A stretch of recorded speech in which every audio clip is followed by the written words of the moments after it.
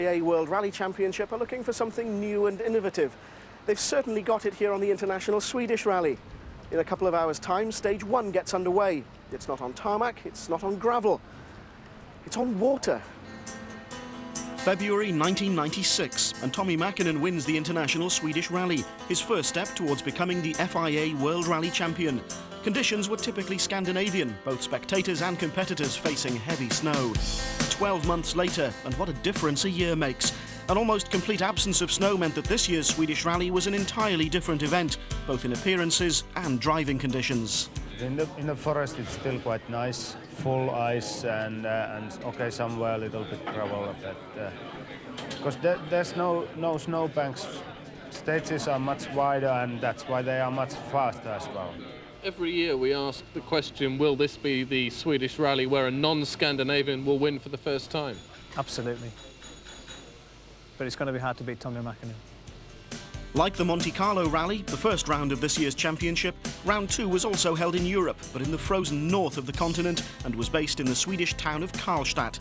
The traditional snow might have been missing, but the rally would be as tough as ever. Frozen lakes and rivers would play an important part, as would more traditional sporting venues. But all the stages had one common element: thick ice. In no other country would you find a stage like the very first of the rally. Run on the frozen harbour in the centre of Karlstad, the mild weather had melted the top of the ice and there was rather more water around than the organisers or the drivers would have liked.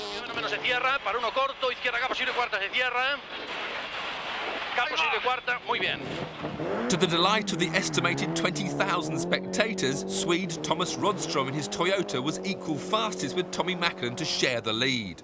But the rally proper began the following morning in more familiar surroundings. Deep in the forests, elk stew was a popular breakfast for the hardy spectators, and their early start was rewarded by another fine performance from Rodstrom, and he led after stage 2 by just 1 second. There were, however, 1 or 2 anxious moments for those spectators.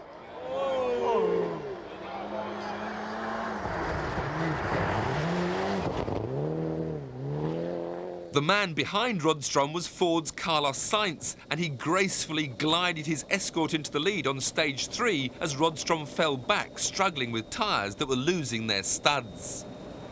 Sainz's teammate Armin Schwartz wasn't having such a good time as he repeated his Monte Carlo record of thumping the scenery on only the 2nd stage. Damaged suspension would cost him dearly. Second place in 1995 and victory last year meant that Tommi Mäkinen, the world champion, started as favourite. He'd shared the lead with Rodstrom after stage 1 around the harbour in Karlstad and would share second place with Sainz after stage 4. Sweden's Kenneth Eriksson has won the event twice, but was still looking for his first victory on a World Championship rally for the Subaru team. He became the 4th driver to take the lead in as many stages, when on stage 4 he overtook Sainz and Mäkinen. Colin McRae in the other Impreza World Rally car ended the morning in 4th place. Traditionally one of the fastest rallies in the championship, this year's event was even quicker. Just 13 seconds separated the top 5 places, and at this level, even the slightest mistake can easily cost a place. As on every event in the World Rally Championship, tyre choice is critical. Sweden, though, allows studded tyres, which brings its own complications. I think at least 50% of the equation, maybe more on this rally, is down to tyres. The tyre for Sweden is completely different to a tyre you'd use anywhere else in the world. The very narrow tyres to help, of course, for the handling, but mainly to have a very good pressure on the ground. You're only allowed a certain amount of studs in 10 centimetres. If you had it spread out, then you wouldn't get much grip on an icy surface. If you put them close together, you'll get quite a lot of grip. We have here 2 patterns, one for snow and ice, and the other one mainly for ice condition. And we have 3 different sizes of studs. Ice when it's -15 or ice when it's only -1. There's a big difference in the hardness. So from that point of view, the stud can only bite in so far. They are made on aluminium and also a tungsten, which is a very hard metal. They have to bite deeply into the ice so that you get a lot of grip. The tyre works at the same time, flexing or not flexing as the case may be. But ultimately what we're trying to get is a lot of grip. There's as much grip on ice and snow as there would be on a good gravel road. It's not a problem at all. The tyres are amazing.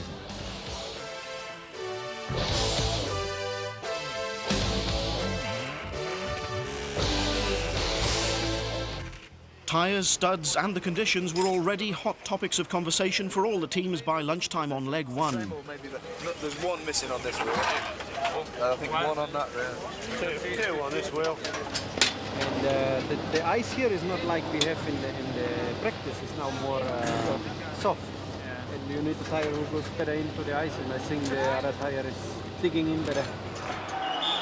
The discussion with teammate Schwartz and team director Malcolm Wilson didn't seem to help Sainz. He and co-driver Luis Moya slipped from joint second place after stage 4 to 4th place 3 stages later.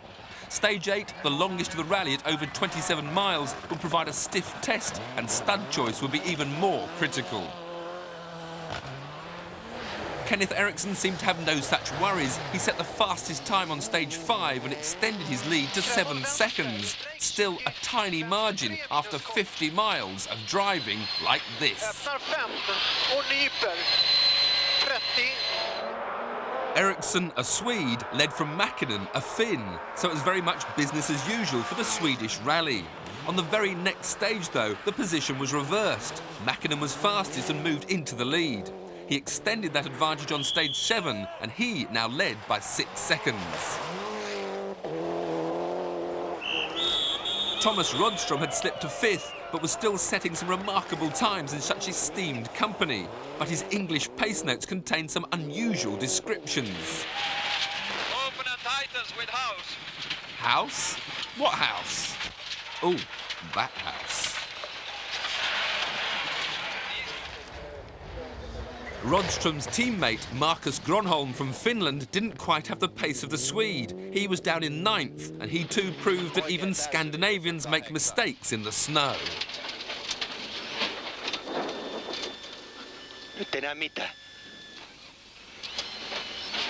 When the stage is too narrow to turn around, do the next best thing.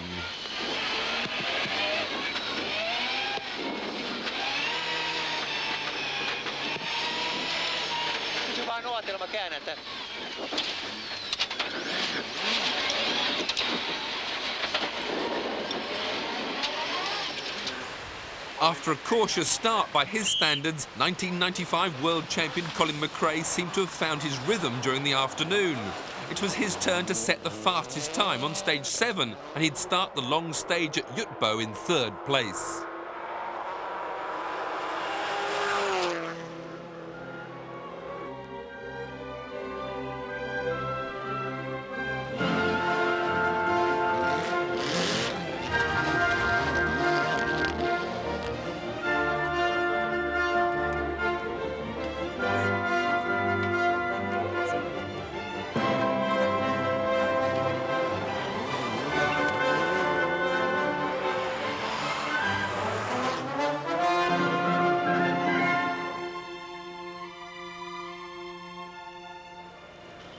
The spectacular indoor service area at Borlänge, and thoughts were divided between the conditions and the 27-mile stage which followed.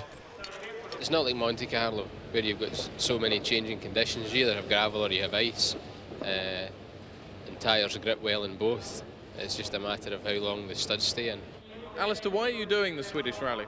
Basically for experience of the event, and also it's 250 stage miles before we do the Vauxhall Sport. I presume the conditions are a little closer than you'd imagine. Yeah, I mean, I think I've picked the wrong year to come and do the Swedish. There's, well, no snow, there's ice and gravel, so it's fairly difficult. And how's it gone so far? We lost a bit of time in the first 4 stages this morning. We had the long studs on the tyre, and we lost all the studs in a fair bit of time, but we've been getting on the pace in the last one and the couple before that, so fairly happy. Do you have much of a choice of tyre? Not so much. I think we get what Colin doesn't use. Now we are going to the long stage where there is a lot of gravel, and it will be a problem for sure. Do you think there's anything in particular that's going to start splitting the drivers, because it's very close? No, not really. We'll see. We'll see. It's over 40 kilometers. How hard it is for the tire. It's a big question, and we'll see after long one. The clear sky meant that Sainz was right. patches of ice and lots of gravel which could rip out studs. Mäkkinen's Mitsubishi was first into the stage. Sixth fastest was all he could manage, a massive 34 seconds down. The relief when Mäkinen and co-driver Seppo Harjanne crossed the finish line is obvious.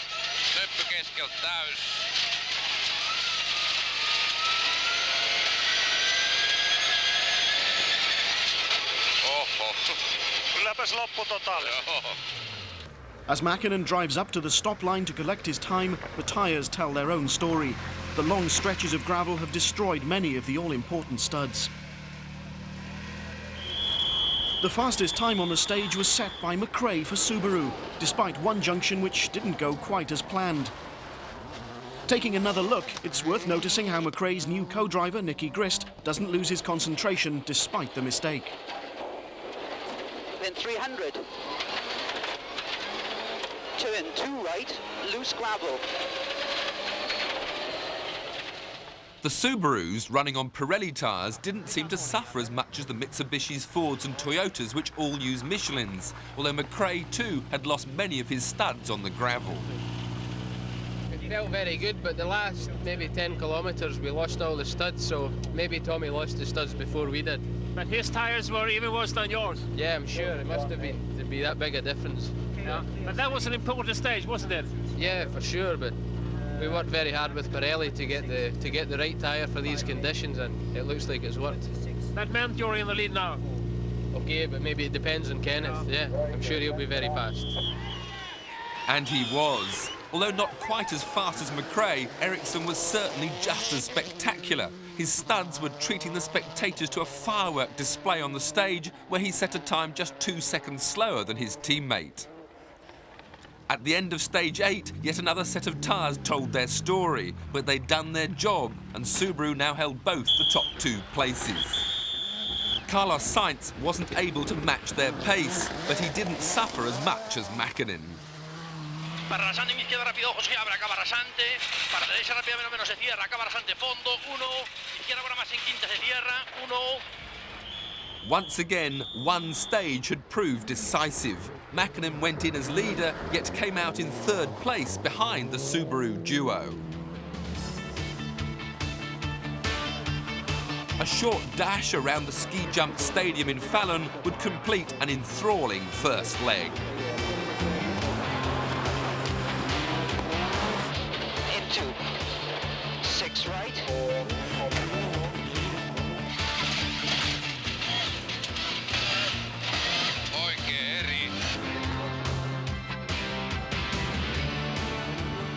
He was aiming to be fighting for the lead, and of course it's not much, it's 7 seconds to Colin, but I'm very happy with my result today, and also for the whole team. We have done a good job today. At the end of the first leg, Ericsson and McRae made it a Subaru 1-2, while Sainz, Rodstrom and Mäkinen rounded off the top 5. But Mäkinen should have been 3rd, so what happened?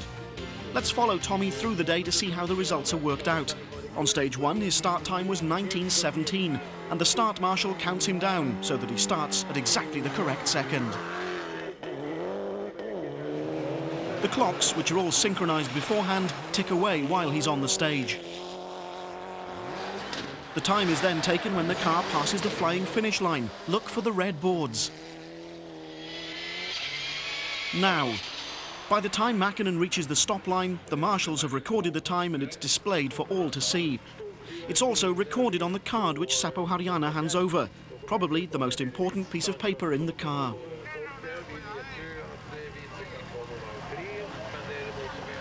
Mäkinen's time for the stage is therefore 1 minute 42 seconds. Add together all the day's times, then take into account any penalties which he's incurred, and you get the total.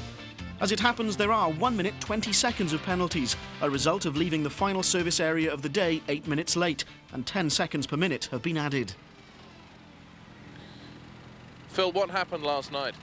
Well, we did a routine transmission change as planned, but unfortunately the selection mechanism for the gearbox had some small fault in it, and we couldn't select any gears. It must be fairly critical because you've even parked outside rather than inside the stadium like everybody else. Well, that's right. Basically, it takes 1 minute to get up the ramp and into the service area, another minute to get out. Those are 2 valuable service minutes we could use here. Had the Mitsubishi mechanics taken a minute longer to repair the gearbox, then he'd have incurred another 10-second penalty. As it was, the fault dropped Mäkinen from 3rd to 5th. He began the second leg knowing that victory was now an almost impossible task. He might have been leading, but Kenneth Eriksson was coming under increasing pressure, both from his teammate Colin McRae and 3rd place Carlos Sainz. The Scandinavian hold on the Swedish rally was coming under threat.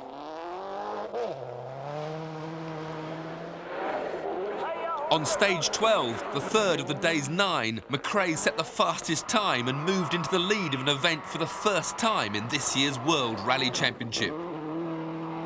A non-finish in Monte Carlo meant that McRae needed a victory in Sweden more than anyone else. The Scotsman's shown time and time again that he relishes a fight, and that's just what he had on his hands. Less than 30 seconds separated 3 of the world's top drivers. Carlos Sainz rose to the challenge. He set or shared fastest time on 3 of the day's first 4 stages.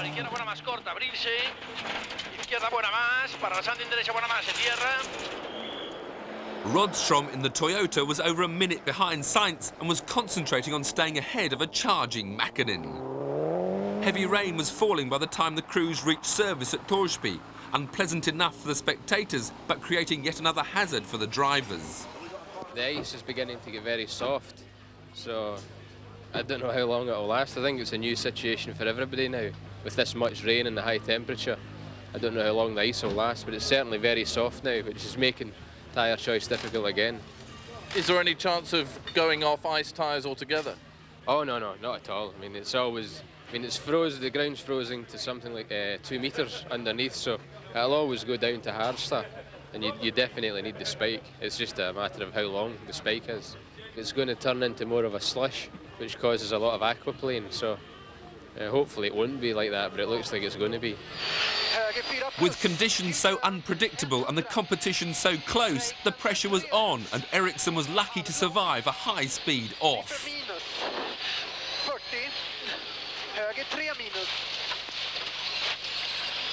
A ditch, a rock or a tree would have ended his rally. He'd started the day in the lead, but slowed by gear selection problems, he'd fallen back to 3rd place by the end of stage 15.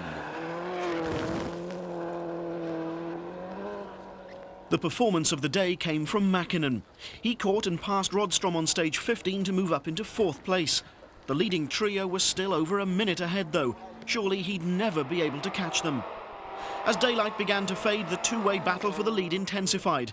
McRae saw the gap between his Subaru and the Ford of Sainz shrink from 23 seconds to 11 seconds, then 8. Sainz was on a charge, bettered only by Mäkinen. With 2 of the day's stages remaining, he'd almost caught McRae. Nightfall brought a sharp drop in temperature, but also another more important hazard, fog, which would prove decisive on the last but one of the day's stages. We'll take you for a 30-second ride on board with McRae and Sainz through the fog. Watch for trees, buildings and posts to judge the speeds.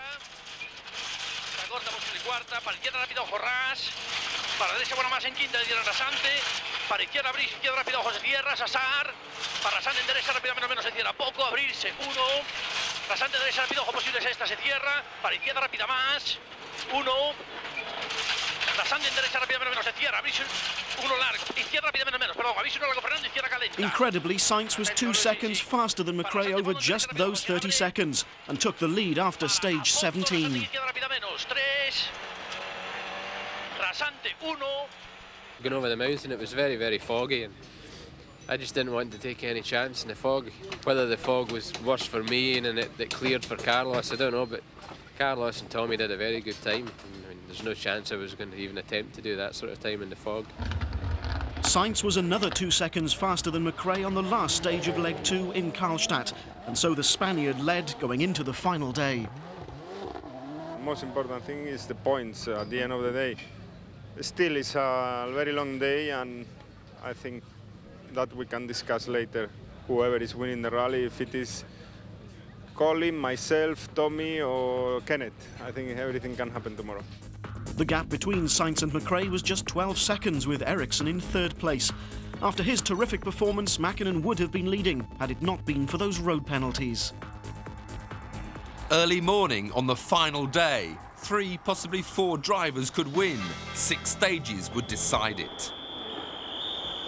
Sainz began badly, 10 seconds lost to McRae on the very first stage.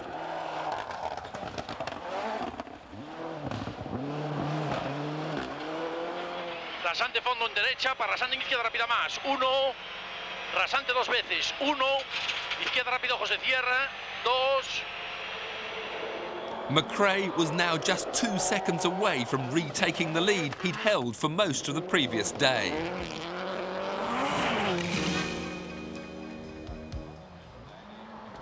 McRae took even more time off Sainz, 5 seconds, and grabbed the lead. Sainz's dreams of winning the rally were slipping away. Well, it was more snow than we thought, and we started with the wrong tire choice. And obviously, being the first car, wrong tire choice was not very good for us.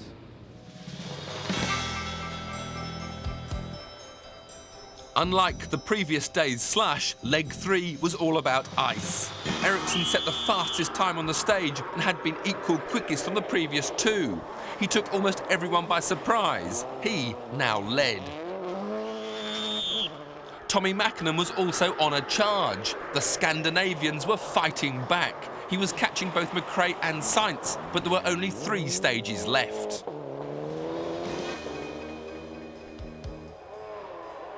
McRae took off from the start line in a bid to catch Ericsson. This was the stage, though, where everything went wrong. Twice for him and once for our camera. Into 5 right plus of a crest, 70. 5th gear, 100 miles an hour.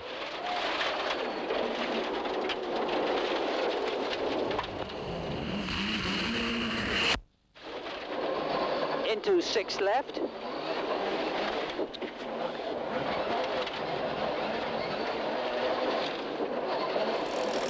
What happened? We took the wrong tyre. The stud was too long, and even on the first stage it started to move an awful lot. And we'd already lost some studs after the first one. Then the second one, it was terrible right from the start line. It was virtually undrivable. We spun 2 times, and obviously had to take it very easy after that. Frustrated? Yeah, a little, yeah. It's to go from 1st to 4th, bad news. Not only had McRae gone from 1st to 4th, but Ericsson had passed Sainz to take a 9-second lead, while Mäkinen was now 3rd. All this in just 3 stages.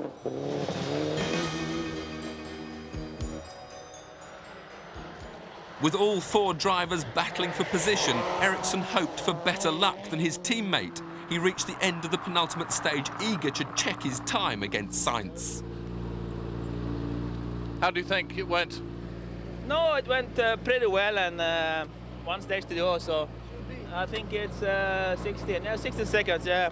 But rally is rallying, it's just 1 spin in a hairpin, that's it.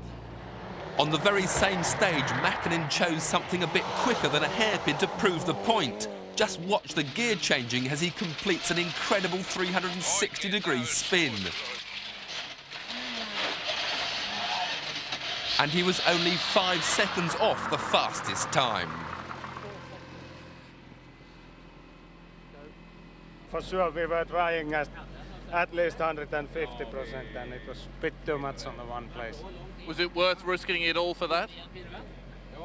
So we were quite lucky. We didn't lose too much there. We just lose maybe 5 seconds, no more. Not so lucky was Uwe Nittel.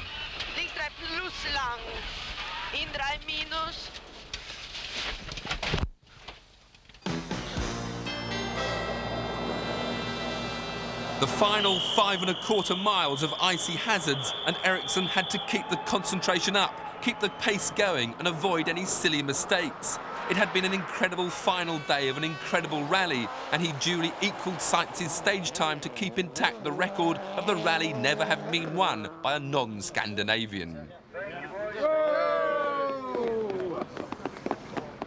No, I didn't have it in the bag before the last stage, but I knew we had a good chance, but it was hard, but it worked well this time. Is this event always going to be the domain of Scandinavian drivers? Looks like it, doesn't it? mean, it looked as if it was going to be a Spaniard, then a Scotsman, now it's back to a Scandinavian, so I think we're going to struggle to win it.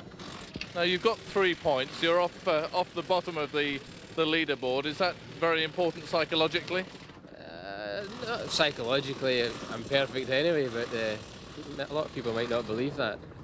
But no, it's good, obviously, to get 3 points. It's not a lot, but the way the point system works, if you have a couple of bad events, I mean, you can catch up quite quickly if you have wins. So wins are the important thing. We need to try and get a few of them in. You've just got a couple of weeks now till the safari. Are you optimistic about that? Yeah, fairly, if we've sorted all the suspension problems from last year. I mean, last year the car was good apart from the suspension, so I've been guaranteed that it has been sorted, so it should be a good event. It seems as if the attention was almost as much on you as it was on the drivers and their skill. No, you've not to take it away from the drivers. I mean, at the end of the day, they're the boys who sit there and do the business. But, you know, when you've got people in competition like Pirelli against Michelin, I mean, it's always going to be a good talking point, and it's something that's very important in Sweden.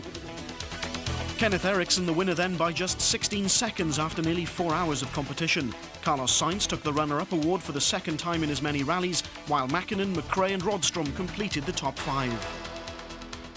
After 2 rounds, the Drivers' World Championship is led by Sainz on 12 points, while Kenneth Eriksson and Piero Liati share second place. Mäkinen is 4th, while Armin Schwartz is 5th. The Manufacturers Series is led by Subaru, with a 7-point advantage over Ford, while Mitsubishi are 3rd.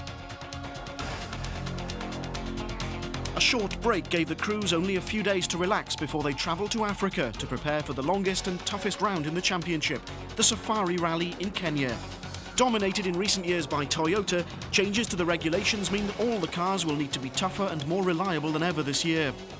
In 1996, Sainz retired with broken suspension and a damaged engine, while a terrific struggle between Kenneth Eriksson and Tommi Mäkinen ended with victory for the Mitsubishi. 12 months ago, the Swedish rally winner was also victorious in the very different surroundings of East Africa. In 2 weeks' time, we'll know whether history's repeated itself.